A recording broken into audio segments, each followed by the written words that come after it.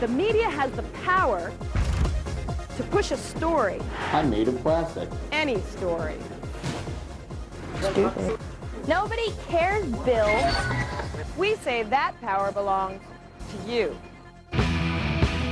Watch the microphone cord, jackass. Okay, you film your own story. That's the magic of it. This is my reality. This is real life. This is real school. You get a chance to speak your mind and tell your story. It makes me mad. I mean, it makes me real mad. There's people out there that want to eliminate people like me as having these animals as pets. Who are you talking to? Hold on, okay? Talking to MTV. Why? You call Unfiltered. Hi, my name is John Lania. I've been invited by Steven Seagal to travel with him to Paris, France, to study Aikido with him. If you sent me a video camera, I would be more than happy to shoot that. We loan you a camera. I want this camera. Not fair that you get it back. No biased opinions, no middleman, nothing. It's just raw you. All we do is put it together and put it on the air. Hi, I'm Allison Stewart, and this is MTV News Unfiltered. You tell us your story. We lent you a camera. Check it out, look. New shooter. We air it. It's unfiltered. Can't make this stuff up. So here's a question. Say you're under 18. Who should decide when you have to come home?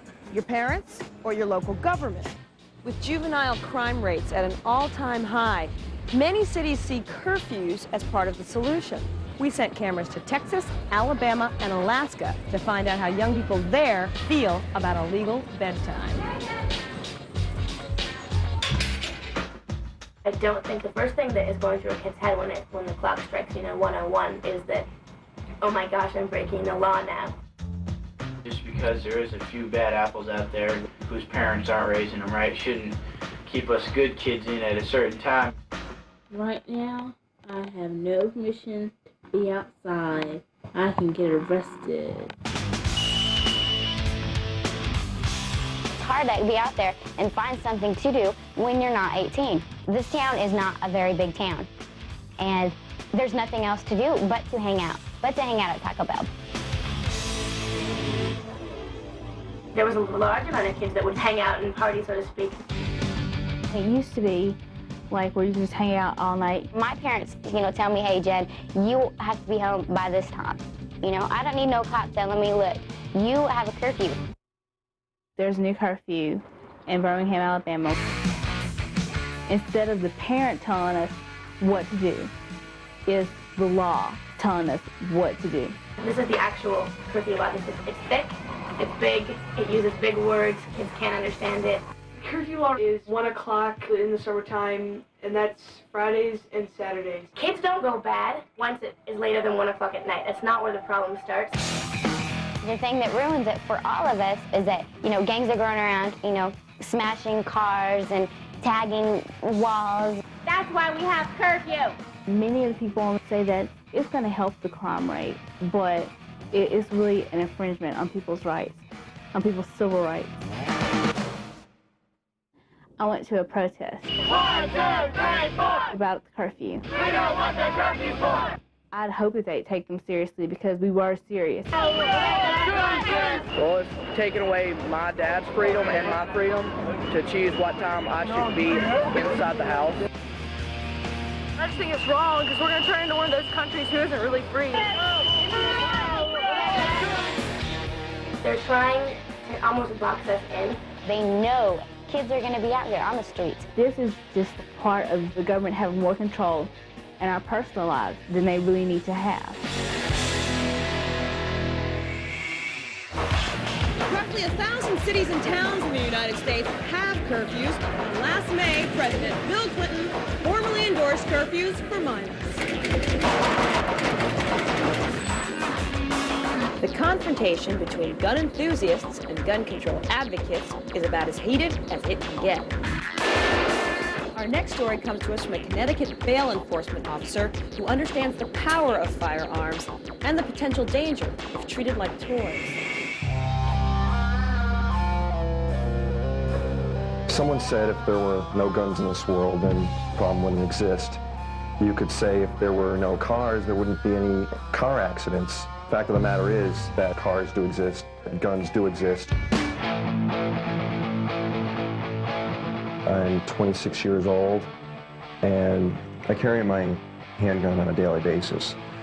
I generally tend to not go anywhere without it. For me, it means safety, it means confidence.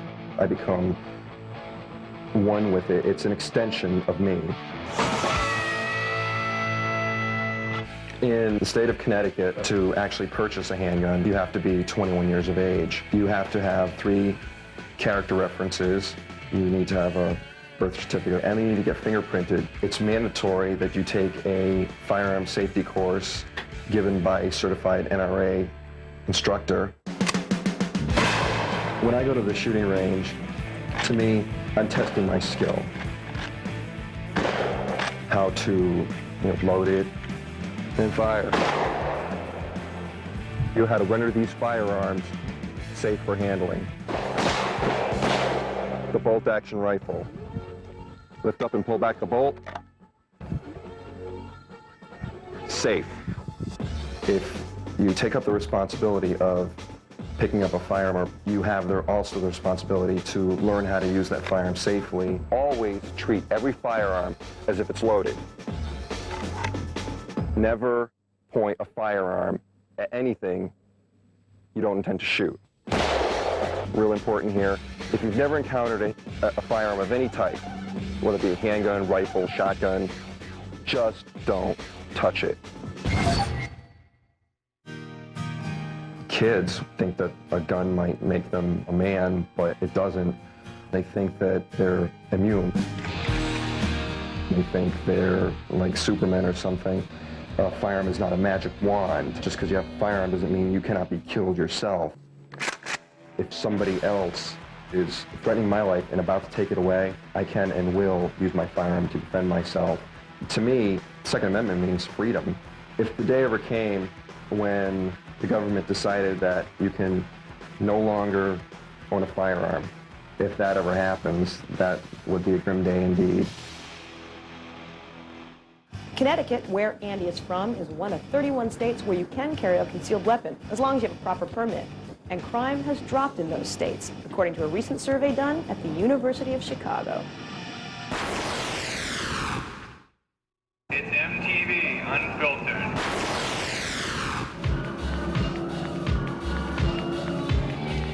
Did you know most of the fruits and vegetables grown in the United States aren't actually picked by American citizens? Much of our produce is picked by immigrants, some of them illegal. That is a sore spot for many Americans who feel like their job opportunities are being picked dry. We sent a camera to Ricky Garay, who took it to the fields of Watsonville, California, to get the workers' point of view. The majority of people see undocumented Latino workers as a drag on the economy. It's because the news media perpetuates it, because that's what they want you to believe. I thought it was really important to put faces on the immigrant workers to really see who these people are. When I went up there, I didn't see total strangers. I saw myself. The majority of immigrant workers are Latinos. Venimos a este país, ¿verdad? Con el afán de salir adelante. The daily routine of a farm worker consists of waking up at daybreak. There's a one-room apartment. 5 lived in here at one point. These people are waiting for rides to the farms. Imagine being bent over as if you're tying your shoe all day. They spend all day bent over picking strawberries. A lot of the farm workers, that's all they know how to do. Their working conditions are crazy, you know, they're really harsh. So the restrooms are there, and the workers are over here. That makes a lot of sense. Another thing I thought was crazy was that they would use methyl bromide. It's one of the deadliest pesticides known to man. ¿Está arriesgando su salud? Yo pienso que sí, porque cuando a veces hace uno el corte y a veces fumigan la fresa. If I had worked in that field next to that, I don't think I'd hang. The way the farm is laid out, there's several different patches. What the farm owners do is separate individuals who speak out. Como supieron, vamos, estábamos queriendo meter la unión. Me ponen en este puesto, sería para callarme la boca, de no meterla, mas no estoy dispuesta a ceder a nada. What's going on right now? All the farm workers and the unions are organizing this demonstration because Gargilo beat up some of the union organizers today? It's been practice for a long time to try to keep people afraid. But the growers are dependent on immigrant labor. They do the work that no one else in America would do.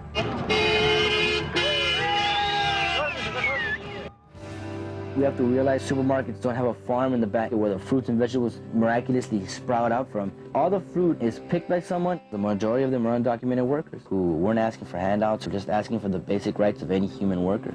This is what it's all about. This is what it's all about. Currently, the group, the United Farm Workers of America, are fighting for legislation to protect workers' rights, including things like health benefits and proper working conditions. Remember, Unfiltered starts with your phone calls.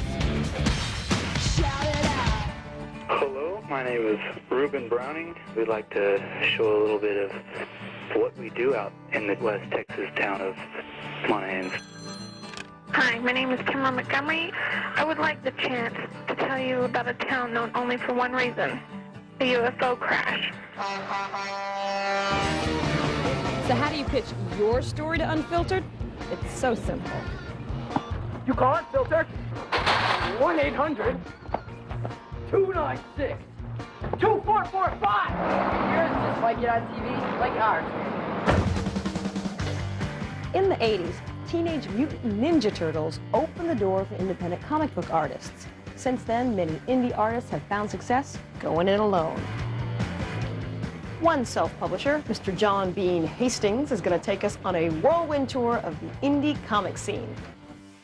When most people think about comic books, they think about steroid-enhanced superheroes beating the bejesus out of evil aliens as scantily clad women look on in feminist annoying poses.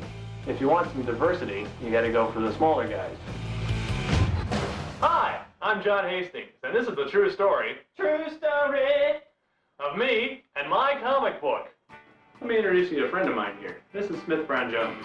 Smith Brown Jones, an alien accountant, was sent here by the Galactic Central Hub, basically to see whether or not the Earth should be allowed into the Galactic Central Hub of Congress. He's basically me if I were an alien. Since I'm a self-publisher, I do all the work myself. I write, plot, edit, layout, pencil and ink and letter the entire book.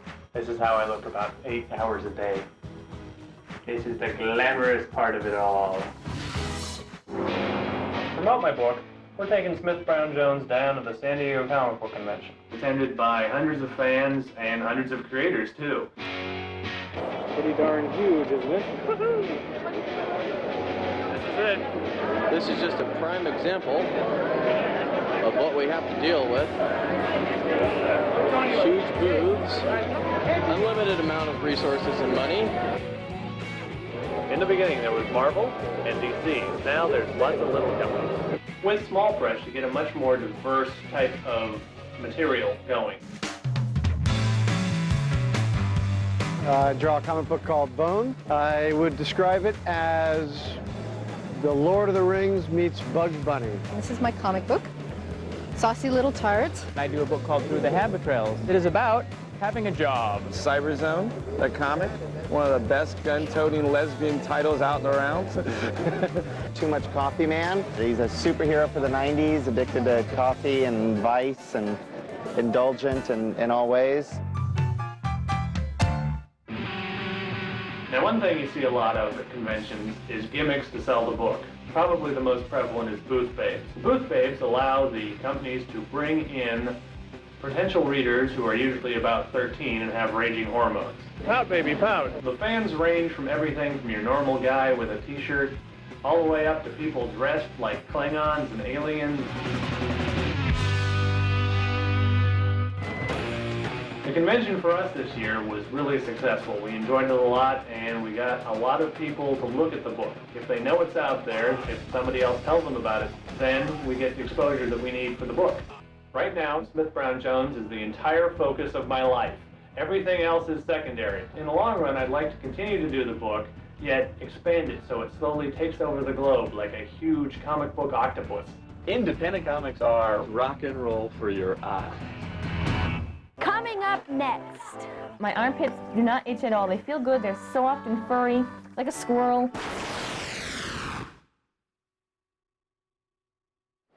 It's unfiltered.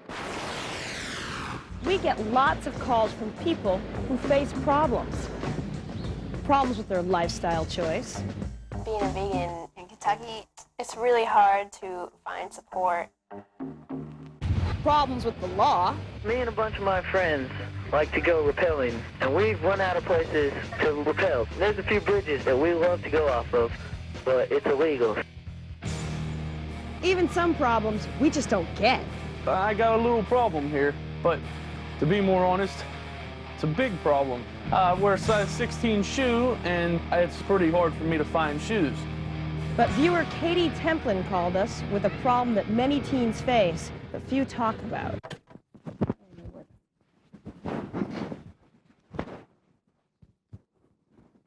Today's one of those days where it's just really difficult to be alive. I just want to ball up and just cry, or just be able to go away somewhere.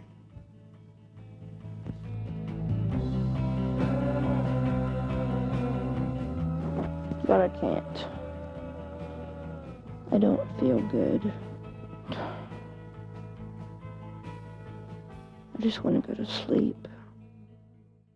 A lot of people think that nothing's wrong with you, that it really isn't a disease. I am Catherine Ann Templin. I am 21 years old. I am a person who suffers from clinical depression. Not many people really understand it. I tried to explain depression to my dad in the beginning. He was like, "What do you have to be depressed about?" I was thinking, you're right. You know, what do I have to be depressed about? You know, I just want to brush it off me like depression was some kind of film stuck to my skin. Being clinically depressed means you have a chemical imbalance. It's not like an event in your life happens and you get depressed. It makes you feel rotten and you don't understand what's going on. Just normal problems.